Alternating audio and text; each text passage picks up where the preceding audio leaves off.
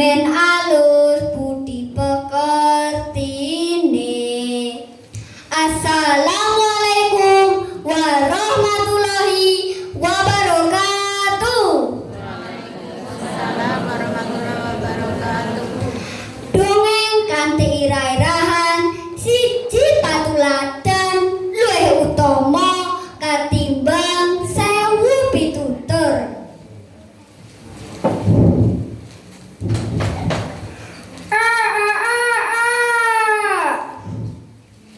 Ana ing desa Karangkadempel esuk kuwi isih katon asri, hawane seger, kemricik banyu kali ndadekake tentreme ati. Nanging kuwi mau mung gari cerita amarga apa bocah-bocah? Ana sing ngerti? Amarga saiki dadi kumuh utawa reget, wargane padha keset. Para pemuda utawa nom-noman sing kudune dadi pelopor majune ning masyarakat saiki padha keset. Apa meneh yen wis nyekel HP bisa lali sinau. Suara kentongan tandha pangajak gotong royong blas ora digubris. Nggih, putuku. Mbok yo leren dhisik le dolanan HP. Kae ana gotong royong. Wong umum ning masyarakat kuwi penting. Kok mau kok dolanan HP terus ora sehat ning mripat, ning awak yo ora sehat. Nggih, Mbah, dirit malih nembe seneng-seneng ngene iki. Wele. Kek yo nek maem karo ngombe iki piringe iki disingkirke. Syukur wis bisa nggih. Nggih, Mbah, mengke tak singkirke. Hih, Simbah kok kena ngedika terus. Simbah ki duweh mergo tresno karo kowe nggih. Simbah yo susah ndelok kowe wis suwi ora buka buku. Nggih, Mbah, ngapura aku. Nah, ra ngono. Pinter.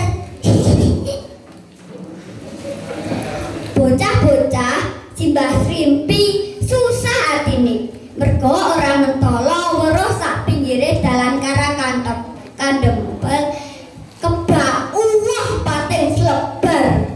Ana ing kalen, ana ing isor uwit. Sing kudune marake endah dadi jenes. Wele. Kapan warga dadi sehat nek anggone lembuang sampah padha waton. Lembuang sampah ora ning gone.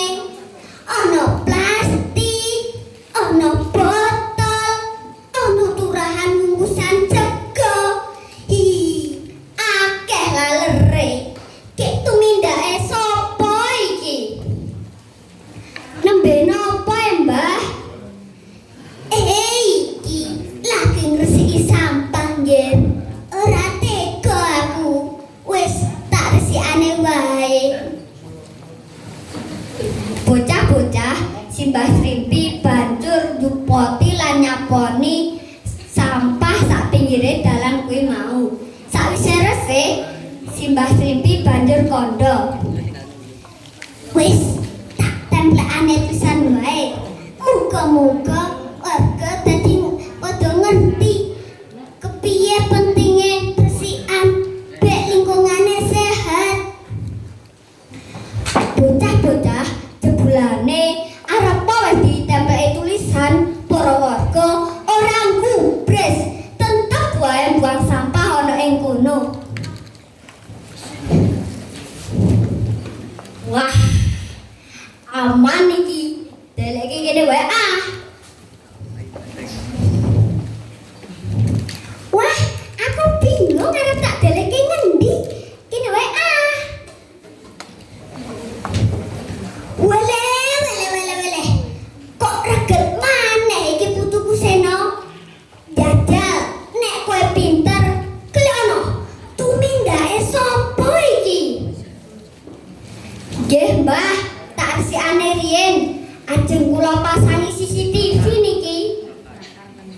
CCTV kuwi panganan to Le?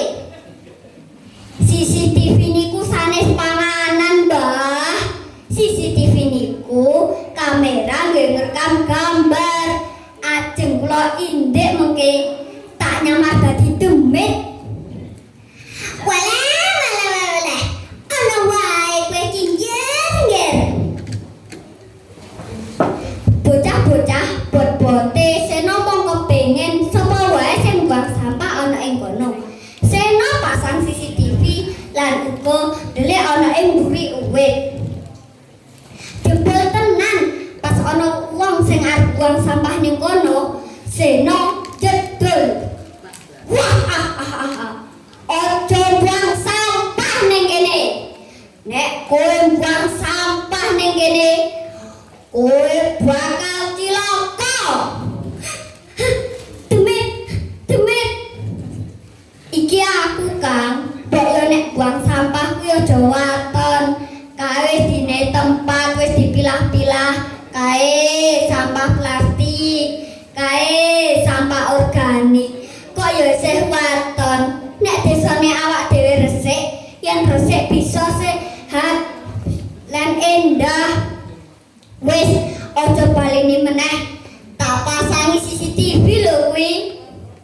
Yo pangapura aku. Bocah-bocah sakwise kabar sumebar warga dadi anggone lem buang sampah dadi tertib malah di terkanthi apik. Lucu ya bocah-bocah. Wong kok wedine karo demit ora karo aturan kerusakan lingkungan utawa ekosistem. Bener ora?